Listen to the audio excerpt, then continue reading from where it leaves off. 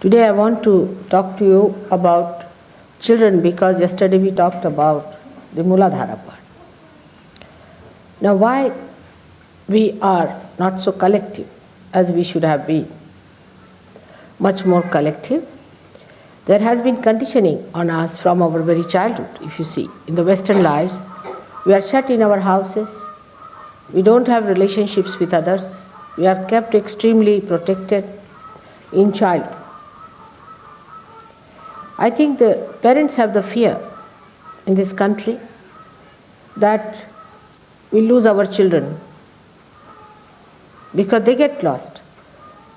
After they start getting their doles, most of the children leave their parents and go away.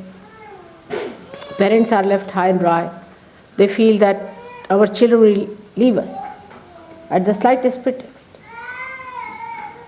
So they teach them not to talk to anyone, to be away from everyone, and cuddle their own children all the time, look after their own children, and they can't see a child talking to another lady. They feel jealous. And they feel that the child may be lost because they think they cannot give adequate love. If anybody can give love to that child, they feel that that child will be lost. And the child also becomes such a individualistic child that it takes liking to a very particular type of a person. And then after some time,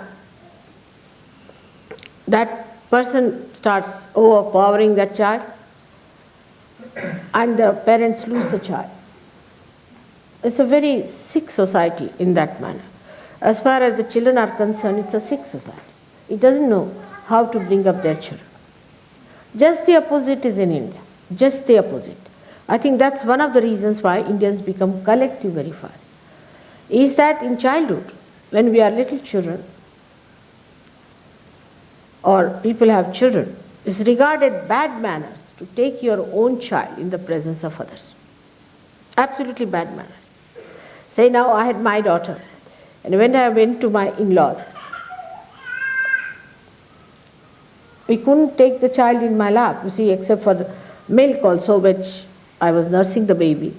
So they had to say that now you better nurse. Time is there. I would never demand that give me the child, I'll take away. Never. It's regarded bad manners. And now I see why it was that. It was bad manners to take the child in the presence of others, in your lap, to say this is my child. It was regarded as something very crude and ill-mannered, and as if we are not from good family, that we don't know how to behave before others.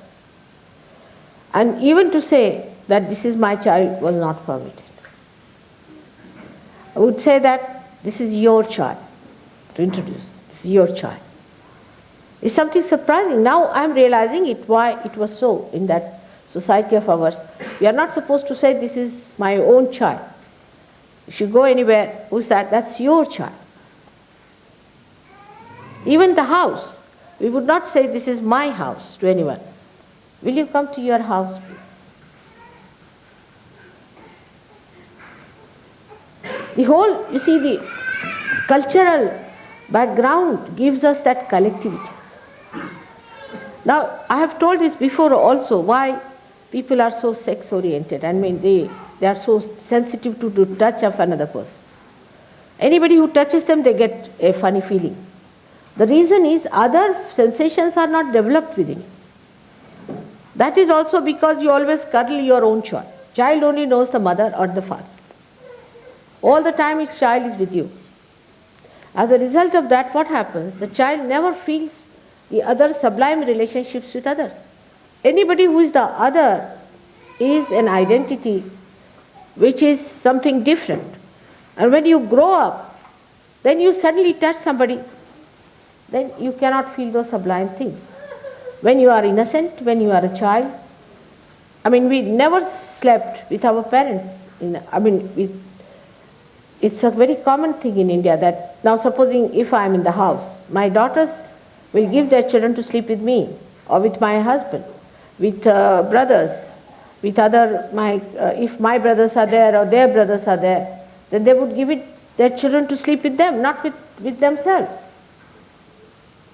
The psychological reason was that perhaps they understood it, because it's a very traditional country, so they have understood it, that the psychological reason behind this was that the child gets used to another man, another woman, at that sublime situation, at that sublime consciousness when they are innocent. So the relationship of innocence is developed. Nobody feels anything funny if somebody touches you or does anything. This is the reason if you see a man touches a little boy, he gets funny sensation, the boy gets a funny sensation. It's absurd, because you must believe in the principle of collectivity.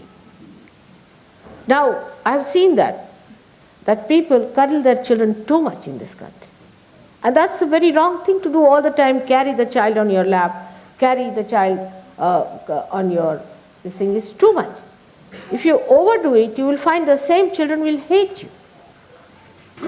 Because in childhood they develop a sensation that they are overdoing the things, you see, and they cannot express it. Allow the child to play as much as they like. Take the child whenever it is necessary. Let others take the child, not you. We have such a big community of Sahajogis here. But what I find, the mothers are carrying the child all the time, or the father is carrying the child. No, give it to other people. Let the children be with other people, sleep with other people, enjoy others' love, and don't have fears. They'll love you much more. And that's how I think we first of all build in them a kind of a stigma, a kind of a funny feeling that develops later on into these perverted relationships. That they feel to be with some another person is something bad. All these things can be given to children in a very easy way if you try it in childhood. Another thing is that I find, like in my husband's office, I was surprised. Everybody is called by name, like there's a deputy of CP, he's called Tom. Even a driver will call him a Tom. But see, we are very particular. I mean, my husband especially is very particular. He'll even call his driver by his name, Mr. So they dare not misbehave. The relationships must be established in childhood. Like I've seen people calling Gavin, little children calling him Gavin. I mean, we would never call like that. Or even if you have seen my grandchildren, they'll say Gavin uncle, at the most. It comes to more formal relationship, they'll say Mr. Brown. But they won't call Gavin. That's not done. Auntie, uncle. A relationship has to be established. It's not only your father and mother are important, but you snatch your children, I have seen, from others. You want to hold on to your children and just grab them all the time. That's why they run away from. Overdoing it. There's no need. Children are very independent. They can look after themselves. They can manage themselves. And just to keep them pleased, you take them to shops, make them buy things, get things, and then they get used to it. You want to satisfy them that way. No. You must know that child is very intelligent. And you have to bend the child's mind according to your own understanding of collectivity.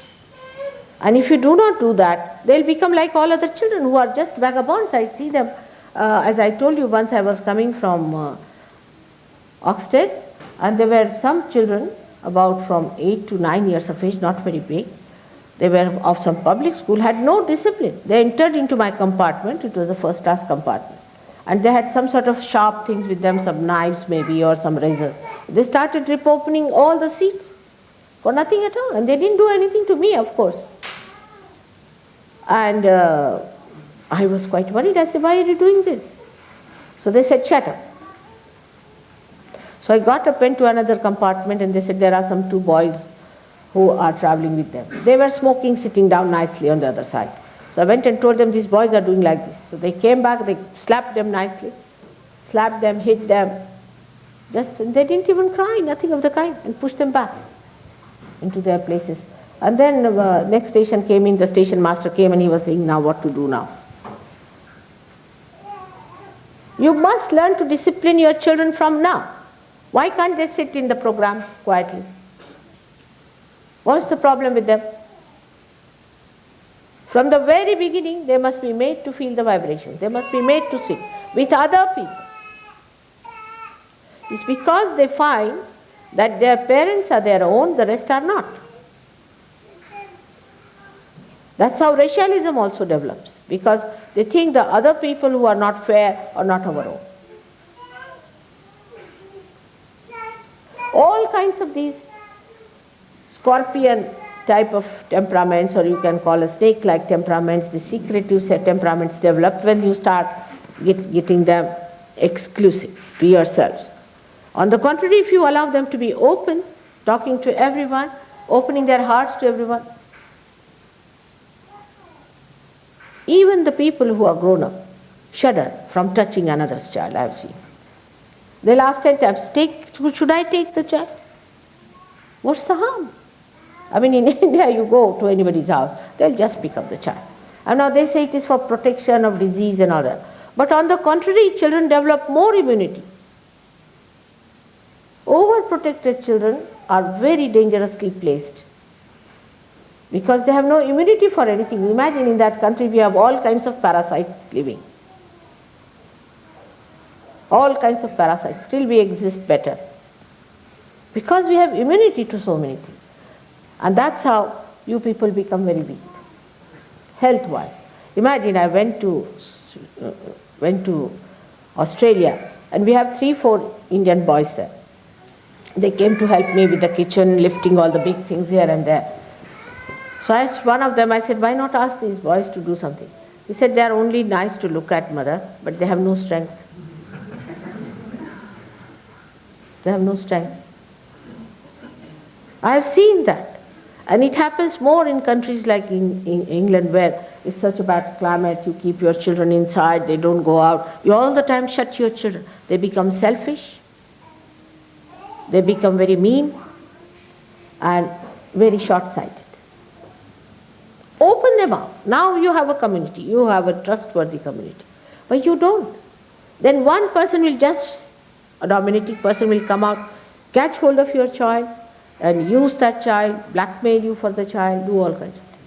But if you just allow the child to play about with everyone, just allow, diseases will disappear, you will be surprised.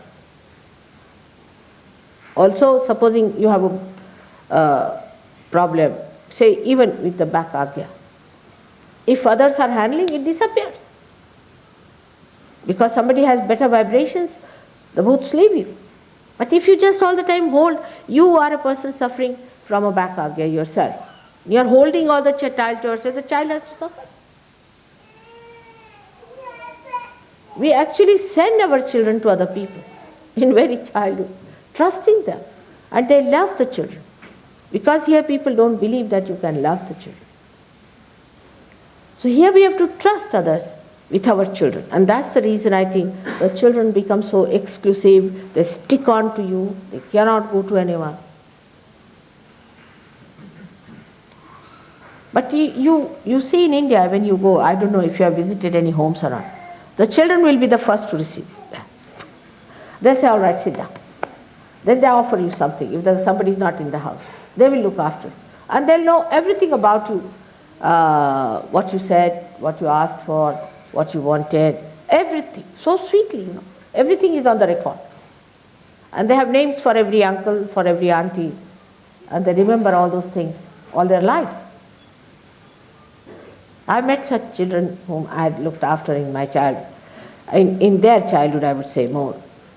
And they remember all that I told them, the stories I told them and how I looked after them, and every little things they remember. It's so sweet to know that they know all those things still. One of them is now working in the World Bank. She got a big job in the World Bank. She came down the other day and she just started crying like a little baby in my lap, you see. I said, what's the matter? She said, Auntie Ji, I remember those days, you see.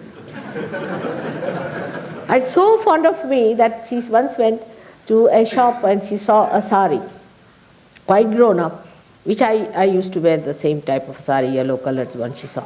She said, that's my auntie's sari. And she went and bought that sari. She said, that's my auntie's sari. Quite grown up.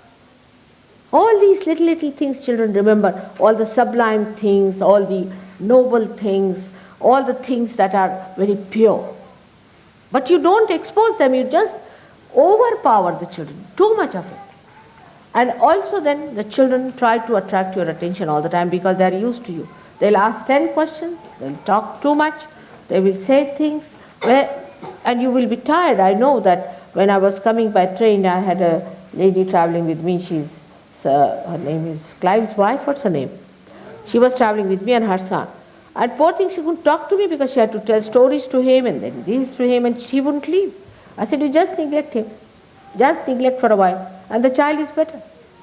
And the same advice I gave to Barbara. Her son is very good. He went to Warren when he was there. He went to every person. He went and asked everyone. He went round the whole hall and looked at everyone. But in India, children do that way.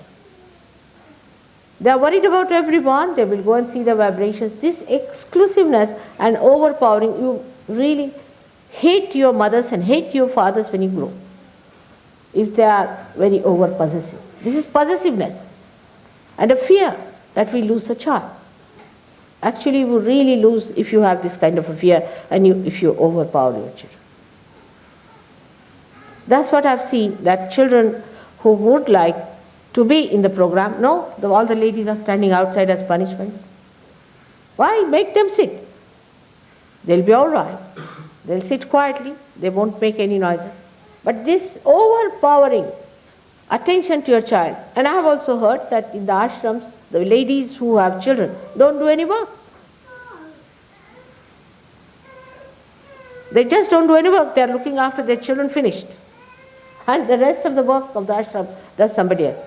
To produce a child, you don't take much, do you? There's nothing great that you have produced a child, first of all. There are Sahajogis and they are in my trust, not in yours.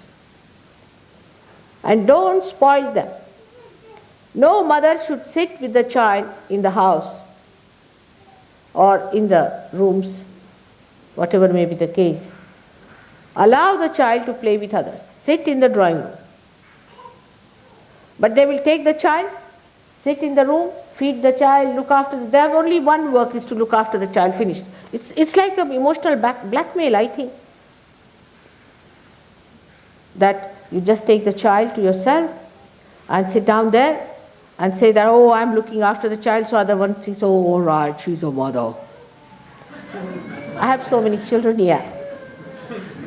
This motherhood should not give you such a funny idea that you have become so great that you should sit down and do nothing else. My family, I had 11 brothers and sisters. And my mother, I think, was president of a Congress in Nagpur of Madhya Pradesh. She went to jail 5 times.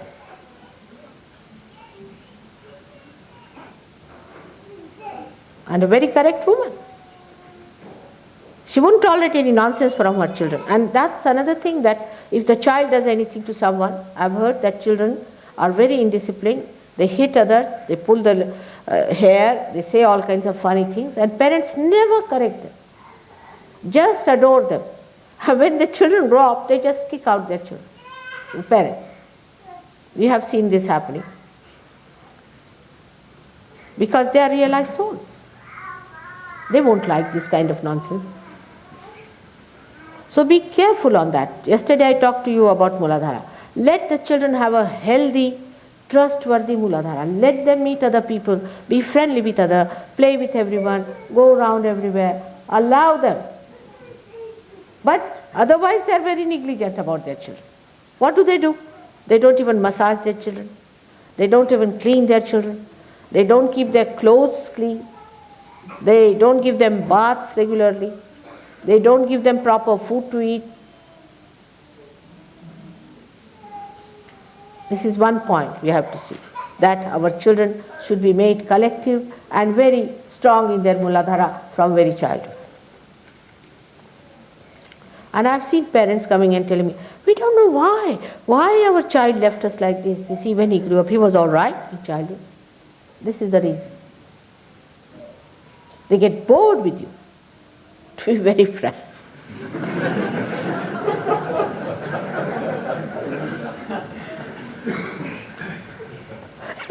That's the only answer.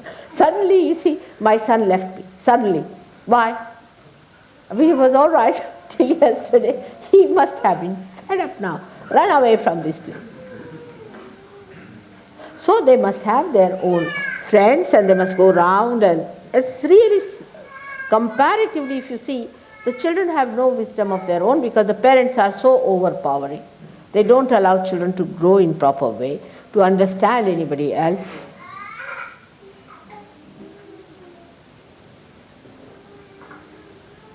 I just don't understand what has happened to us. Why are we going wrong about children so?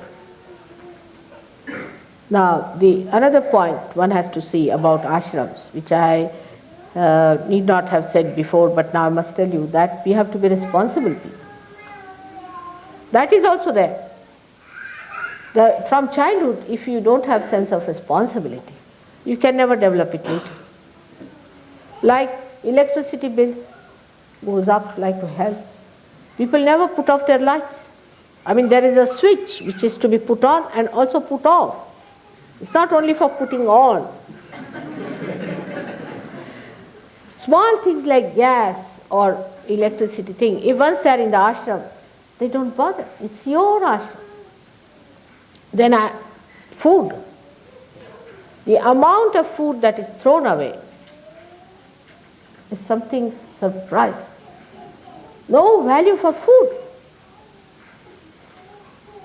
No understanding how to organize, because there's no Grahalakshmi, there's no housewife's qualities, because we are sitting with the child now, not doing anything else. Supposing you had your own house, then you would be shopping, you would be cooking, you would be looking after your child, you would be cleaning your house, cleaning the utensils, doing everything yourself. But in the ashram they think now we have a baby, so we are in charge of the baby, let's look after them and sit down with them. I would love to play with babies all the time and have nothing to do with you. So, can I do that?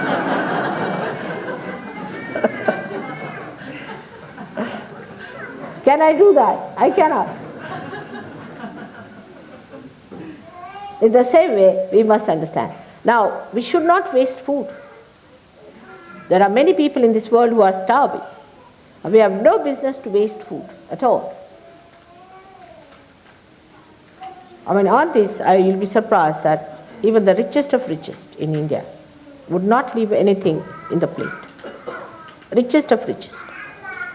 And Gandhiji, in his ashram we were, even Maulana Azad and Jawaharlal Nehru had to clean their own plates, you see.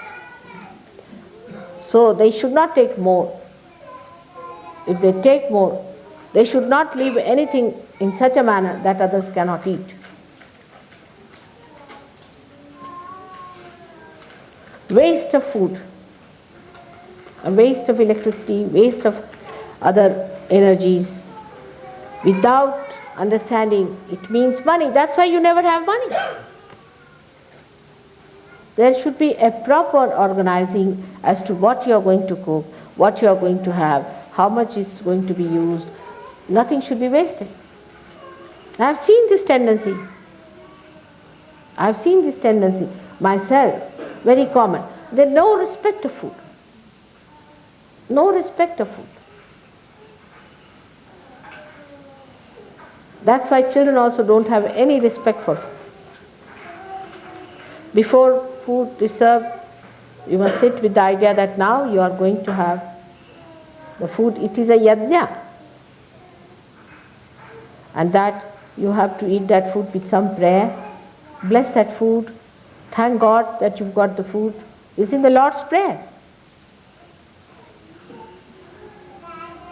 And then the satisfaction comes in better, and you get a sense that no, we should not waste our money on food like this.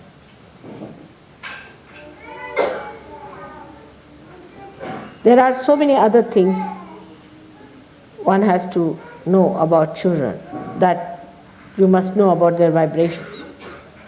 You should be alert about their vibrations. Try to find out what's wrong with them. What do they do? Now, for example, you find a child who is misbehaving. Don't go on all the time with him. Call the child once, make the child sit down and talk to the child that you shouldn't do like this. When you are with mother, pay attention to her. It is you who is going to mold these new children who have been given to you specially because you are Sahajogis, and not to ruin their lives. You know, some children have become mad with this kind of a thing, like Datta who was here. And everybody made, you see, she herself was so careless, that you can't imagine. When I heard about her carelessness and the filth with which she looked after the child, I was amazed how Linda could do that way. And you should not be another Linda's to spoil that child's health, mind, everything. If you have a clean, neat place and a proper place, children would love it to be there. But no mother should sit with the child in the room. That is a law. In the drawing room, you can sit with your child.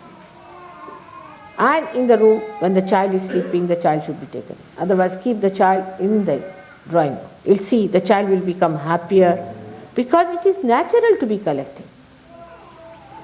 It is natural for a child to mix up with others, to talk to others, to know about others. It's natural. Innocence is like that. Innocence wants to know the whole world. That's the time, if you don't allow the child to know, then he becomes perverted. He has problems. So give them a better life, better situation, better education, better discipline, because you are equipped. Don't give them what you had. This is real love. Otherwise, it's possessiveness. I wanted to talk about this because yesterday I talked to you about Muladhara, and I have been seeing and noticing what's happening to your children. And I find the amount of discipline they have is coming from you. How far you are disciplined. And by doing this, you play into their hands. They know that they can curb you the way you like. They know that you are depending on them. You can't exist without them. They have this idea. So they don't listen to you. But if they know that they will lose the love if you don't behave, they will be all right. They are very intelligent.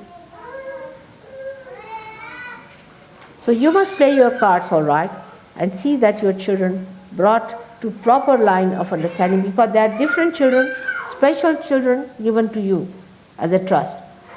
They are not your children, they are my children. So too much of huddling and hugging and this and that is not necessary. I mean, sometimes you break their bones the way you do it. It's too much. Try this on others' children, less on your own children. Try to keep your children out and love other children. I don't know what kind of psychology you people read, but it's a simple, straightforward thing. We must understand, as we are Sahajogis, that children have to be collectivity. Otherwise, I have to again break my head with them for being collective. They should be naturally collective. All right, Gavin, let's have the puja.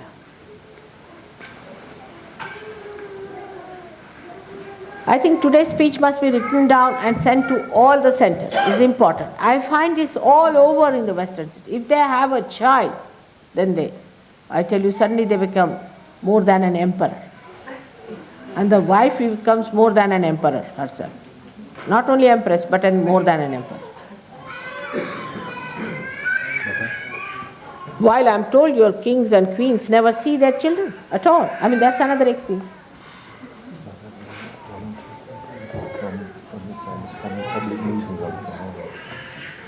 Are they all right for that?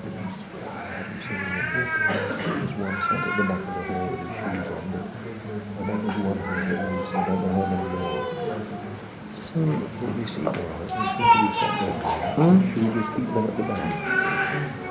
all right. You see, those who have come from the previous meeting, please, for the first time, please raise your hands. Those who came from the public meeting on Friday, is there anyone here? I actually came, but I came home. All right. Others? No. Others? Only one. For the first time? I mean from the public meeting yesterday. Only one. It's all right. She's all right. Thank you. Now, you see, for the people who have come for the first time, we don't allow them, you see, to attend this, what we call the puja of your guru, because they don't understand it so well, why it is done, why it has to be done, how it helps you. And they start analyzing. But if you could sit without analyzing, as you got your transformation, all your deities within you will be strengthened and you'll feel better. You don't have to do anything whatsoever. You have to just be quiet and just see it with understanding. All right? So that you don't get into analysis of it. Because you don't understand it. If you try to analyze it, you will be in trouble. But if you just sit and feel the vibrations and feel the flow of the vibrations, you will be helped. All right? Now, just for Ganeshas. Now, the first thing is, yesterday's we talked about the Muladhara Chakra. And so today's Ganesha is not necessary to do too much of it, but we could just say about the Muladhara Chakra in English, and then just to pour water on my feet, that's all. And then I'll vibrate these things for you as we have done before. That's the second one. When we